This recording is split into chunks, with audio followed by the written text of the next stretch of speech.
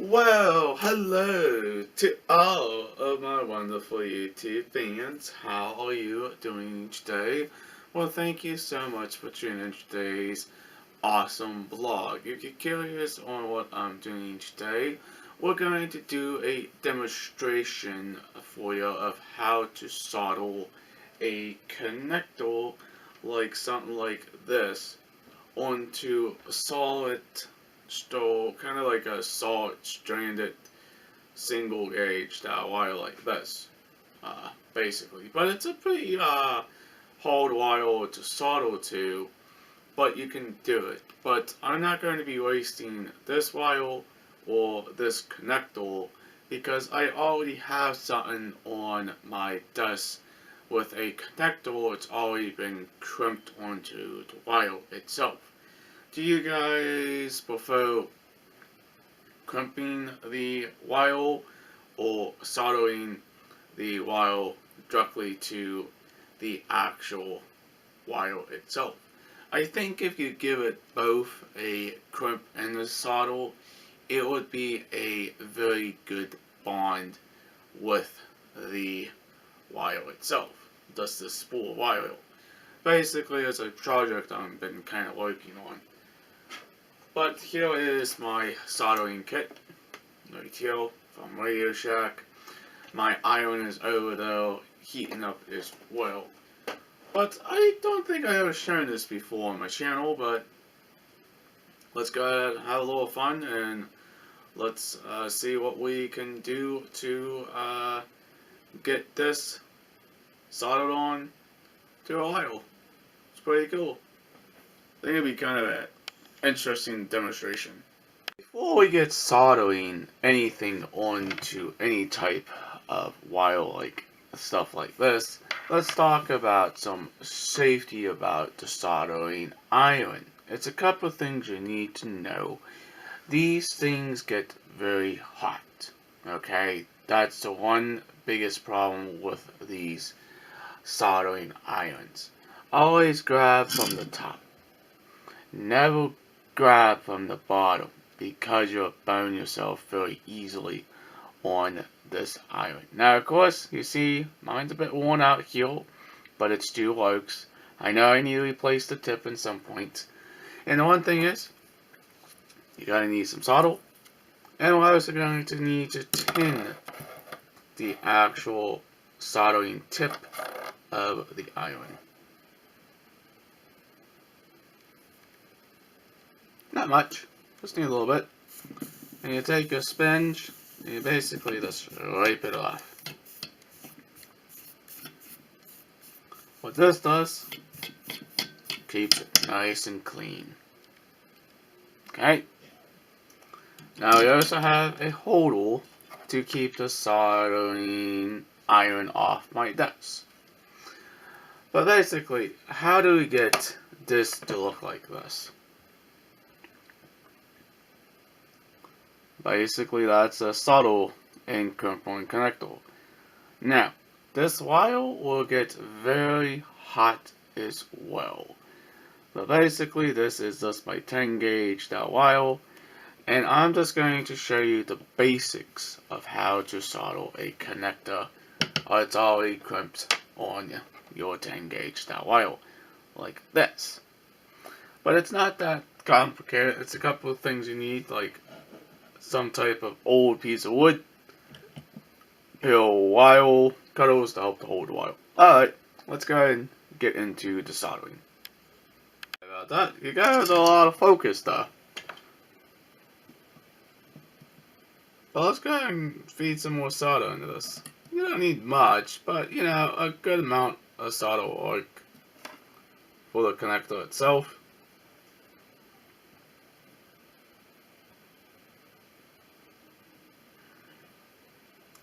It does takes a little bit of time and some practice of soaking up the solder in the actual connector itself.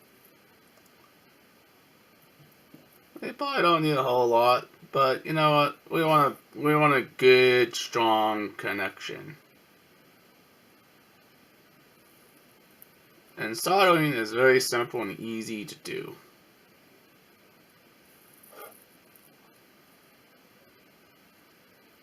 think that gonna look good. Alright. Now if you have excess, you can always try to wipe some of this off. If you choose, you know.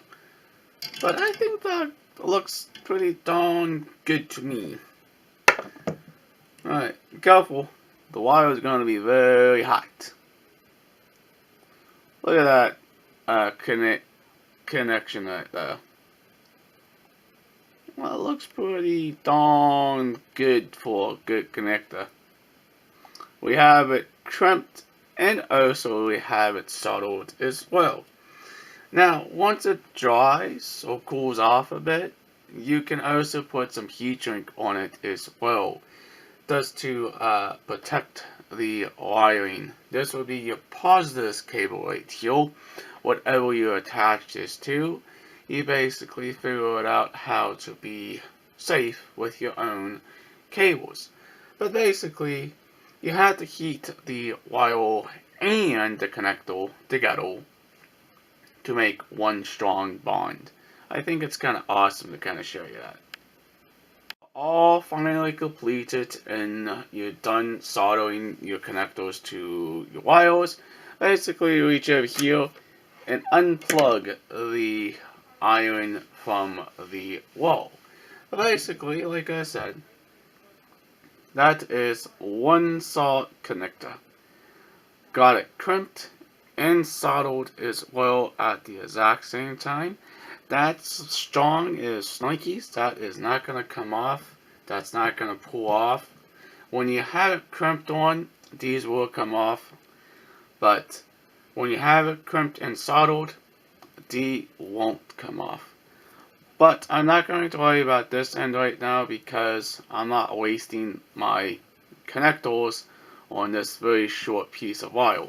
But you can use whatever you choose to solder. Now, if I want, I can put a splice into here, and I can make this one long cable.